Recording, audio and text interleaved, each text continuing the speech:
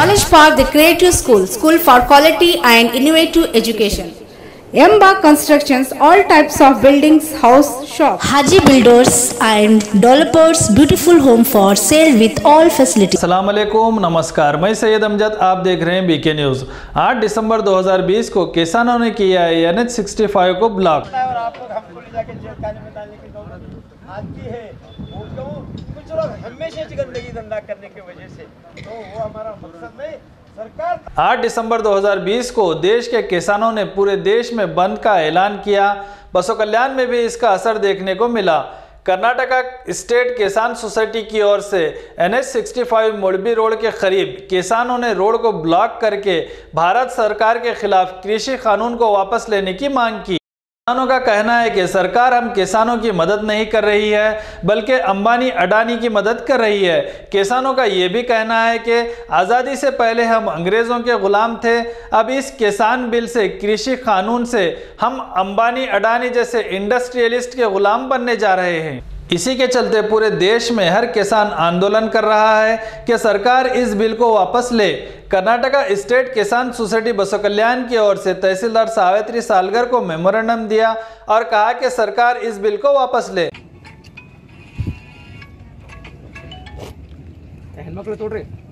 जय जवान जय किसान ಅಂತಕ್ಕಂಥ ಹಿನ್ನೆಲೆಯಲ್ಲಿ ರೈತ ದೇಶದ ಬೆನ್ನೆಲುಬು ತಾವು ಈ ನಿಟ್ಟಿನಲ್ಲಿ ಇವತ್ತಿನ ಭಾರತ ಬಂಧದ ಪರವಾಗಿ ತಾವು ಕೂಡ ಬಸವ ಕಲ್ಯಾಣದ ವತಿಯಿಂದ ರೈತರ ಸಮಸ್ಯೆಗಳನ್ನು ಆಡಳಿತದ ಗಮನಕ್ಕೆ ತರಬೇಕಂತಕ್ಕಂಥ ಉದ್ದೇಶದಿಂದ ಬಹಳ ಶಾಂತಿಯುತವಾಗಿ ತಾಲೂಕು ಆಡಳಿತಕ್ಕೆ ಸಹಕಾರದ ಜೊತೆಗೆ ತಮ್ಮ ಒಂದು ಅಭಿಪ್ರಾಯಗಳನ್ನು ತಿಳಿಸ್ತಕ್ಕಂಥ इस मौके पर कर्नाटका स्टेट किसान सोसाइटी के तालुका प्रेसिडेंट संतोष कुमार गुदगे, इकराम खादीवाले, आकाश खंडारे, पांडुरंग पोद्दार, मिलन होबारे, चेतन काड़े के अलावा कई किसान महिलाएं मौजूद रहे।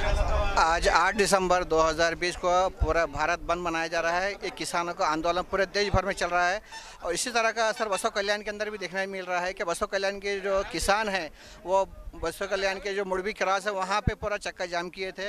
और आइए देखते हैं, उनसे बात करते हैं कि उन्होंने अब गवर्नमेंट से क्या डिमांड की है और क्या मांग करते हैं और इस जो बंद का ऐलान किया गया तो उसकी क्या वजह है, पूरा भारत बंद किया गया है, उसकी क्या वजह है और आपकी क्या डिमांड है? देखो, सबसे पहले जो किसान विरोधी जो बिल है जो 2020 को केंद्र सरकार ने लाई, इसके वजह से आज का ये बंद किया जा रहा है।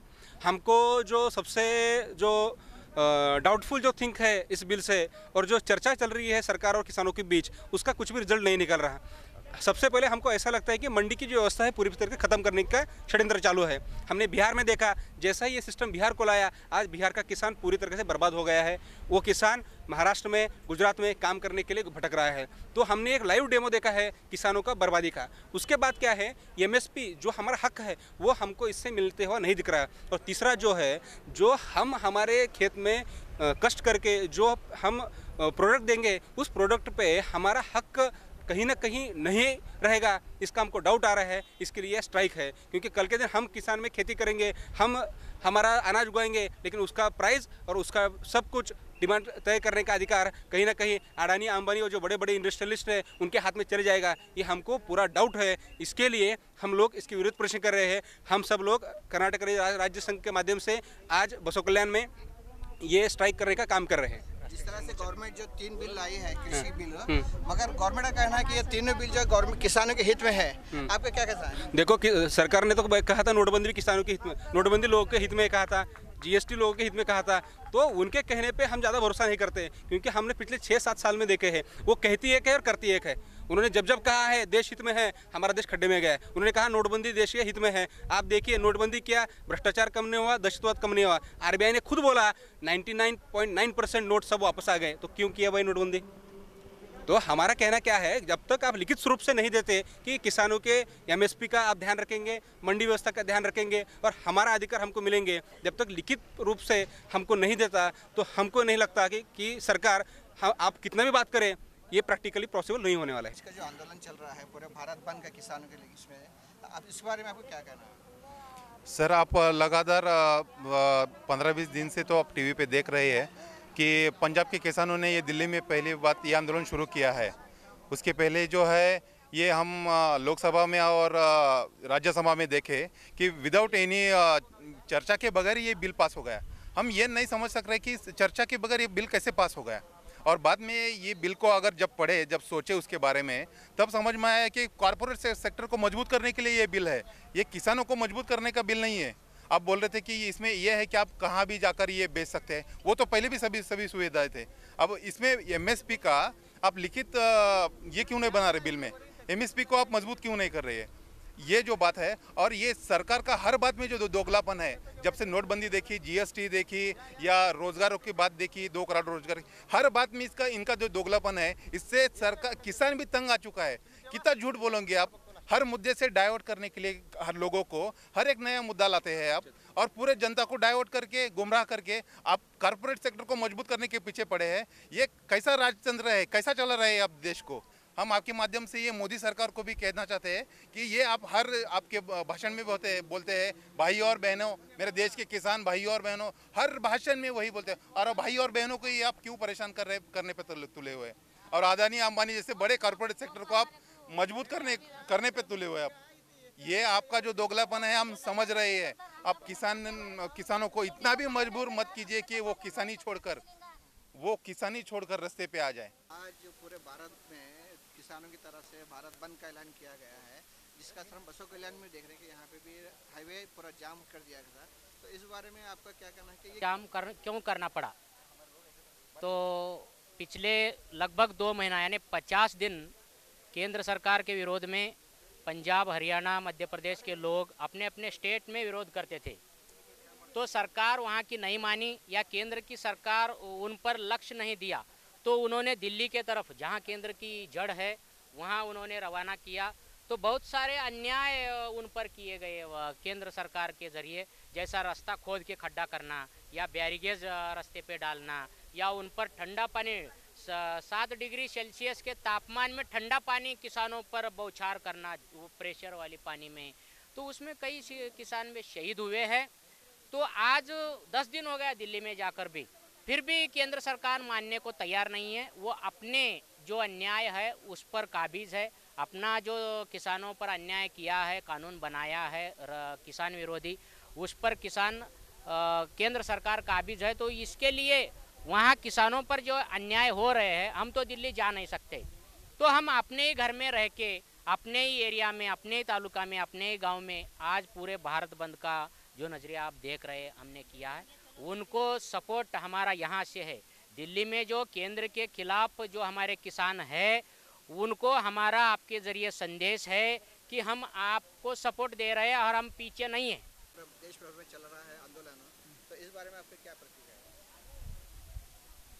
ಇವತ್ತು ಭಾರತ ಸರ್ಕಾರ ಏನು ಕೃಷಿ ಕಾಯ್ದೆ ಏನು ಜಾರಿಗೆ ಮಾಡಿದೆ, ಇದು ರೈತರ ಮರಣ ಶಾಸನ ಅನ್ಬೋದು ಇದಕ್ಕೆ. ಯಾಕಂದರೆ ಇದು ಕಾರ್ಪೊರೇಟ್ ವಲಯಗಳಿಗೆ ಹಾಗೂ ದೊಡ್ಡ ದೊಡ್ಡ ಉದ್ದಿಮೆದಾರರಿಗೆ ಅವರಿಗೆ ಸಹಾಯ ಮಾಡಲಿಕ್ಕಂತಕ್ಕಂತಲೇ ಇದು ಈ ಕಾಯ್ದೆಯನ್ನು ಜಾರಿಗೆಯನ್ನು ಮಾಡಿದ್ದಾರೆ. ಇವತ್ತು APMC ಯಾರ್ಡ್ಗಳಲ್ಲಿ ಇವತ್ತು ಸಣ್ಣ ಸಣ್ಣ ರೈತರಿರ್ಬೋದು, ಕೂಲಿ ಕಾರ್ಮಿಕರಿರ್ಬೋದು, ಅಥವಾ ಅಸಂಘಟಿತ ವಲಯ ಇರ್ಬೋದು, ಇವತ್ತು ದೇಶದ 80% ಏನು ಜನರಿದ್ದಾರೆ ಆ APMCಗಳಲ್ಲಿ ತಮ್ಮ ಜೀವನ ನಡೆಸ್ತಾರೆ. ಆದರೆ ಇವತ್ತು ಸರ್ಕಾರ ಇವತ್ತೇನು ಕೃಷಿ ಕಾಯ್ದೆ ಏನು ಜಾರಿಗೆ ಮಾಡಿದೆ, ಇವತ್ತು ಲೋಕಸಭೆಯಲ್ಲಿ ಅದ್ರ ಬಗ್ಗೆ ವಿಸ್ತೃತ ಚರ್ಚೆ ಆಗಬೇಕು. ಇವತ್ತು APMCಯಲ್ಲಿ ನೀವು ಸೆಕ್ಷನ್ 8 ನೋಡ್ಬೋದು. ಸೆಕ್ಷನ್ 8ರ ಪ್ರಕಾರ ಏನಿದೆ ಅಂದರೆ, ಆ APMC ಯಾರ್ಡ್ಗಳಲ್ಲಿ ಅಲ್ಲೆಲ್ಲ ಲೈಸೆನ್ಸನ್ನು ಹೊಂದಿರ್ತಾರೆ, ಅವರು ಮಾತ್ರ ವ್ಯಾಪಾರ ಮಾಡ್ಬೋದು. ಆದರೆ ಅದಕ್ಕೂ ತಿದ್ದುಪಡಿ ಮಾಡಿದ್ದಾರೆ. ಸೆಕ್ಷನ್ 14, 15, 14, 16, 17 ಇವತ್ತು ಯಾರೇ ಹೊರಗಿನವರು ಬಂದು ಅಲ್ಲಿ ವ್ಯಾಪಾರ ಮಾಡಿದರೆ ಅವರಿಗೆ 6 ವರ್ಷಗಳ ಕಾಲ ಶಿಕ್ಷೆ ಇದೆ, ಅದನ್ನು ತಿದ್ದುಪಡಿ ಮಾಡಿದ್ದಾರೆ. ಸೆಕ್ಷನ್ 66, 67 ಇವತ್ತು ಯಾರೇ ಹೊರಗಿನವರು ಬಂದು ಅಲ್ಲಿ ವ್ಯಾಪಾರ ಮಾಡಬಹುದು, ಅದಕ್ಕೂ ತಿದ್ದುಪಡಿ ಮಾಡಿದ್ದಾರೆ. ಇದರ ಉದ್ದೇಶವೇನು ಅಂದರೆ, ದೊಡ್ಡ ದೊಡ್ಡ ಉದ್ದಿಮೆದಾರರಿಗೆ ಅವರಿಗೆ ರೆಡ್ ಹಾಸಿಗೆಯನ್ನು ಹಾಸಿ ಅವರಿಗೇ ಬರಮಾಡಿಕೊಳ್ಳೋದು, ಅದು ಒಂದು. ಇವತ್ತು ನೀವು ನೋಡ್ಬೋದು, ಇವತ್ತು ನಗರ ಪ್ರದೇಶಗಳಲ್ಲಿ ಇವತ್ತು ಏನು ದೊಡ್ಡ ದೊಡ್ಡ ಉದ್ದಿಮೆದಾರರಿದ್ದಾರೆ, ಕೈಗಾರೋದ್ಯಮಿಗಳಿದ್ದಾರೆ, ಇವತ್ತು ವ್ಯಾಪಾರ ಮಾಡ್ತಾರೆ. ಅವರು ಬ್ಯಾಂಕ್ಗಳಲ್ಲಿ ಸಾಲ ಮಾಡಿ ಸಾವಿರಾರು ಕೋಟಿ ರೂಪಾಯಿ ಸಾಲ ಮಾಡಿ ಇವತ್ತು ಕೋರ್ಟ್ಗಳಲ್ಲಿ ಹೋಗಿ ಅವರು ಇನ್ಸಾಲೆನ್ಸ್ ಅಂತ ಒಂದು ಮೊಕದ್ದಮೆಯನ್ನು ದಾಖಲಿಸ್ತಾರೆ. ಏನದು ದಿವಾಳಿ, ನಾನು ದಿವಾಳಿ ಆಗಿದ್ದೀನಿ ಅಂತ ಮೊಕದ್ದಮೆನೆ ದಾಖಲಿಸಿ ಇವತ್ತೇನಪ್ಪ ಅಂದ್ರೆ ಮತ್ತೆ ಅವರು ಇವತ್ತು ನೋಡ್ಬೋದು, ಇವತ್ತು ಮಲ್ಲೆ ಇರ್ಬೋದು, ಯಾರೋ ಇರ್ಬೋದು ನೀವು. ಆದರೆ ನನಗೆ ಒಂದು ಇಡೀ ಇತಿಹಾಸದಲ್ಲಿ ಒಂದಾದರೆ ಒಂದು ಉತ್ತರ ಕೊಡಿ, ಯಾವೊಬ್ಬ ರೈತ ಸಾಲ ಮಾಡಿ ನಾನು ದಿವಾಳಿ ಆಗಿದ್ದೇನೆ ನನಗೆ ಮಾಫ್ ಮಾಡಿದ್ದು ಯಾರು ಅಂದಿದ್ದಾರೆ ರೈತ ಇವತ್ತಿವರೆಗೆ? ಇಲ್ಲಿವರೆಗೂ ಯಾವೊಬ್ಬ ರೈತನೂ ಅಂದಿಲ್ಲ. ಇವತ್ತು ಅಂಥ ರೈತರನ್ನೇ ಮೋಸ ಮಾಡಲಿಕ್ಕೆ ಹೊರಟಿದ್ದೀರಲ್ಲ ಮೋದಿಜಿಯವರೇ, ನೀವು ಇವಾಗೂ ನೀವು ಈ ತಿದ್ದುಪಡಿಯನ್ನು ಹಿಂತೆಗೆದುಕೊಳ್ರಿ. ಇವತ್ತು ದೇಶದಲ್ಲಿ ಬಹಳಷ್ಟು 70% ರೈತರಿದ್ದಾರೆ. ಆ ರೈತರನ್ನು ಮೋಸ ಮಾಡಬೇಡಿ. ಯಾಕಂದರೆ ನೀವು ತಿನ್ನೋದು ಅನ್ನ, ನಾವು ತಿನ್ನೋದು ಅನ್ನ. ಆ ಅನ್ನ ಬೆಳೆಯವನು ರೈತ. ಆ ರೈತನಿಗೆ ಮೋಸ ಮಾಡಬೇಡಿ. ಈ ತಿದ್ದುಪಡಿ ಹಿಂತೆಗೊಳ್ಳಿಕಂತ ನಾನು ವಿನಂತಿ ಮಾಡ್ತೀನಿ. तरह से अभी हमने पूरे किसानों से बात की और उनकी समस्या सुनी और उन्होंने इस बिल का काफ़ी विरोध कर रहे हैं और वो गवर्नमेंट से डिमांड कर रहे हैं कि वो इस बिल को वापस ले। कैमरामैन सैयद अकबर के साथ मैं जाकिर अहमद, BK न्यूज़।